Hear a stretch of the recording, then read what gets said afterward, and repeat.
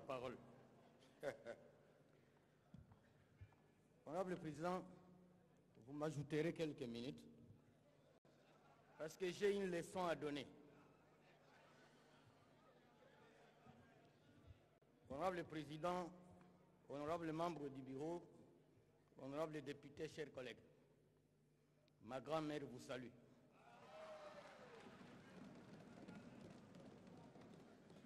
Honorable Président, avant que je n'entre dans le fond de mon intervention,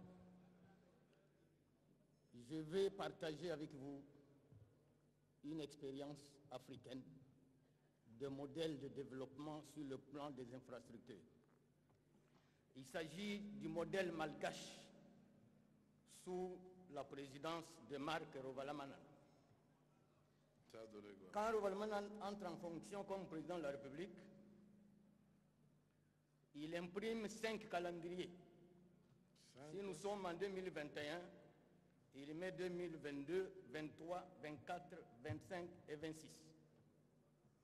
Le ministre des Infrastructures présente son plan d'action et il fait les études de faisabilité. Il présente chez le président de la République. Il dit le coût du trajet à construire. Et le président lui pose la question, ça va coûter combien? Pour combien de temps? Le ministre lui dit, ça va coûter 2 ans et demi. Il prend le calendrier de l'année prochaine. Je vais inaugurer quand? Il dit, on va inaugurer le 15 février 2025 ou 2026. Quand la date là arrive, le président ne prévient rien. Il va inaugurer. S'il trouve qu'il y a 1 kilomètre qui manque, tu es viré d'office. Viré. Honorable Président, je suis parmi les plus heureux aujourd'hui d'intervenir devant cet auguste plénière de l'état de nos infrastructures dans son ensemble. Je félicite tous les collègues qui ont choisi, à travers leurs questions orales et débats, qui se sont intéressés à ce secteur particulier dont dépend la survie de la République démocratique du Congo. Honorable le Président, je viens du Haut-Katanga et je viens de l'Olaba. On vous a aperçu là-bas à Kolwezi. On sent une certaine volonté politique. Honorable le Président, dans le monde moderne, les routes sont devenues des entreprises mixtes. Elles produisent des fonds et ces fonds vont encore produire d'autres routes dans les 2-3 ans qui viennent.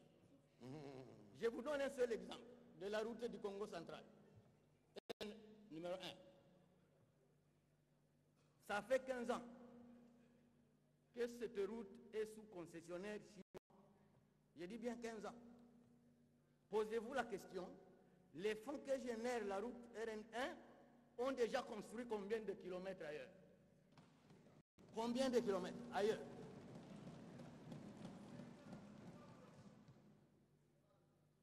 Mais là-bas d'où je viens, la dame, avec les fonds de RN, avec le fonds de Kolwezi, Kasumbalesa, la dame a dévié la route pour aller à Solwezi, à la frontière zambienne. Alors, honorable le Président, j'ai suivi attentivement... attire beaucoup de gens. Donnez-moi le temps de terminer mon texte. J'ai suivi attentivement mon jeune frère Lutala Moutiki Trésor. Ah, il est plus jeune que vous. Il parle de la RN2, Bukavu, Mwenga, Kamituga, Kitutu, Kasongo. Mais il a oublié de parler de la RN5. J'ai suivi le ministre d'État, Gisaro, que la route Bukavu-Ouvira est programmée. On doit aller plus loin, jusqu'à Kalemi. On doit aller plus loin, jusqu'à Kalemi. Et pourquoi pas jusqu'à Lubumbashi? Jusqu'à Moba, Lubumbashi. Oui. Président, je vais parler de la ville de Kinshasa. La ville de Kinshasa est devenue un éléphant mort qui mérite guérison. Et à regarder de fond, la ville province de Kinshasa ne marchera jamais, ne se développera jamais tant qu'elle n'a pas été démembrée. Je propose qu'au lieu de regarder le seul gouverneur de la ville, réfléchissons comment on peut avoir 4 mairies dans la ville de Kinshasa. Réfléchissons comment on peut avoir 4 mairies dans la ville de Kinshasa selon les 4 circonscriptions électorales actuelles. Compter sur un seul individu, nous perdons du temps. Et ces 4 mairies, comment les répartir? Un Mukongo à la tête d'une mairie, un Mungala à la tête d'une mairie, un Moussoaïl à la tête d'une mairie et un Moulouba à la tête d'une mairie. Là, honorable président, nous allons vivre la concurrence positive. Alors, je voudrais terminer, président. Attendez. Un instant. J'attends le Valentin là-bas dire que c'est contre la Constitution. Comment, pardon? Maintenant, je vais vous poser la question, Valentin.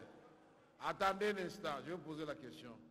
Aujourd'hui, nous avons les conseillers communaux élus par le peuple et des bourgmestres nommés par les ministres de l'Intérieur qui interdisent aux élus du peuple d'accéder. Ça, c'est pour la Constitution. Je lui pose la question maintenant. Allez-y. Il ne faut pas rester sur place, il faut évoluer. Suivons, ce sont des idées qu'il lance. Honorable Bitakwira, que personne ne vous intimide, vous êtes au niveau de la réflexion.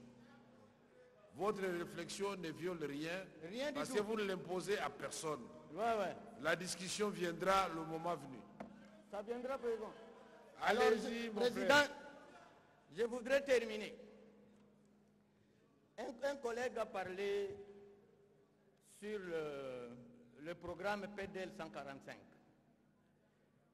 Or, le président, ce projet a une lourdeur inimaginable.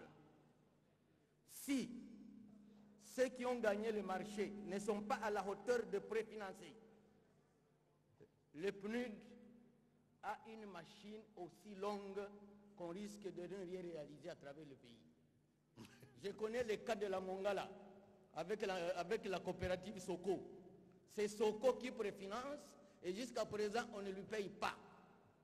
Donc il faut revoir la procédure de financement des projets PDL 145. J'ai dit et je vous remercie, Président. Merci, honorable Bitakwira.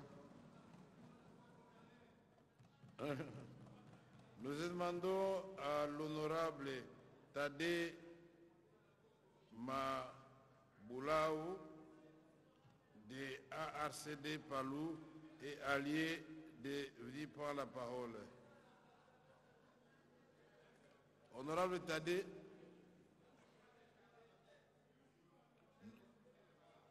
il s'est excusé.